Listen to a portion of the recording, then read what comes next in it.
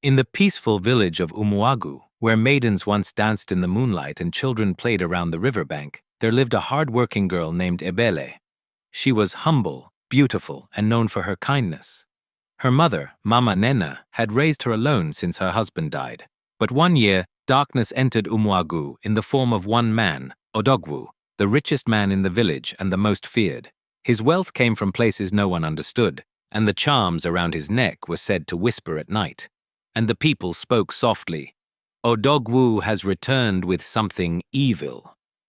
It started with strange things happening to the village girls. Whenever a girl tried to speak against Odogwu or refuse him anything, her voice disappeared the next morning. It was said Odogwu stored their stolen voices inside a clay pot in a hidden shrine room. Any girl who fetched water near Odogwu's compound would fall into a trance. She would walk to his house and stand outside like a statue until sunrise, not knowing how she got there late at night. Odogwu used charms to call girls from their homes. They walked, like sleepwalkers, into the forest where he forced them, under spiritual control, to plant strange seeds from the spirit world. The villagers whispered, "These seeds will give him power over all of us." But the worst part was this.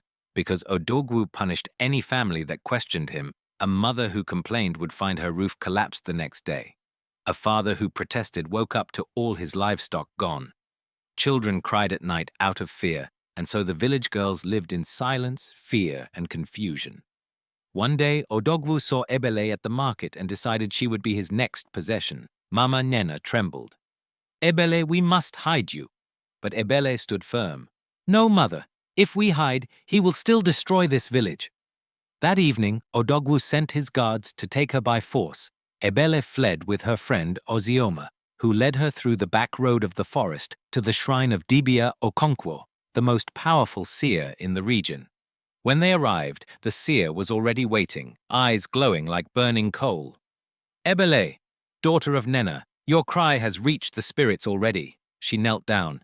"Dibia, Odogwu wants to enslave me like the others. Help me." The seer placed a sacred cowrie in her hand.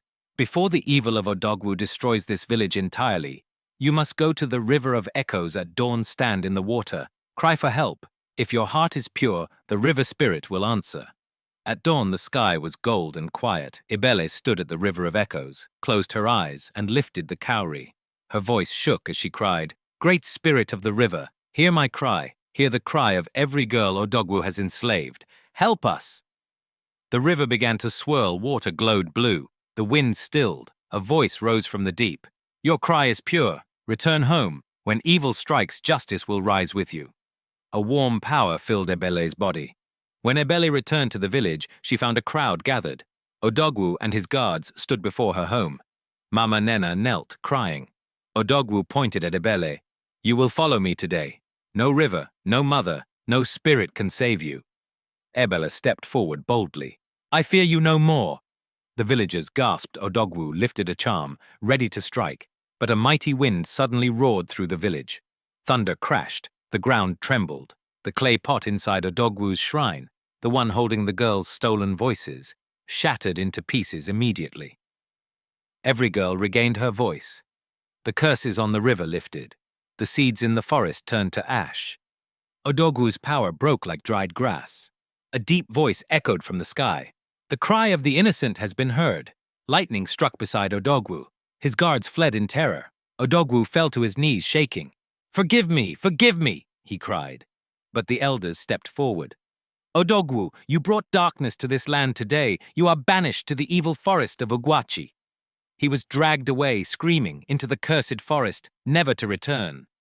As the sun rose, peace returned to Umwagu. The girls sang again. The river sparkled freely. Mothers slept without fear. Mama Nena embraced her daughter. "Ebele, your courage saved us." Ebele smiled. "No, mother, it was the cry for help, and the spirits who hear the innocent." From that day, the story of Ebele's cry for help was told across many villages. A reminder that no matter how dark evil becomes, it can never silence the truth forever.